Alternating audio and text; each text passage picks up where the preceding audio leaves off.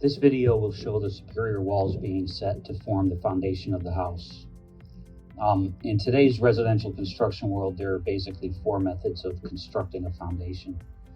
The most common is a poured wall, where footers are poured and then forms are placed on the footers and concrete is poured into them, allowed to cure, and then the forms are stripped away.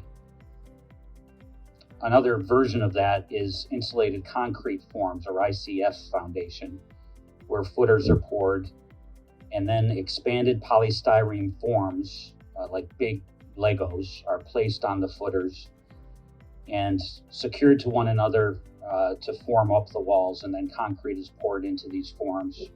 Those forms are then left in place both to insulate the foundation and provide structure for interior walls. There's now a pre-manufactured panelized wall system where pre-manufactured concrete panels are craned into place on top of a gravel bed and fastened together to form the foundation. This is the method that you're going to see in this video. And finally, some people are still building foundations out of concrete block. It's far less common now, but this is mostly used where it's difficult to drive a concrete truck, such as an island home. We chose the panelized system because it's about half the cost of a poured foundation. Comes with a warranty, and when I used it on our little winery that we built 5 years ago, I found it to be super accurate.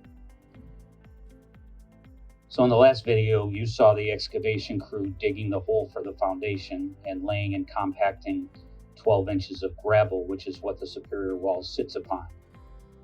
Here you're seeing a crane lifting the panels into position where they are fastened to one another, both mechanically and with a very strong adhesive caulk. This foundation, which is relatively complex with 38 corners, took them only 2 full days to set.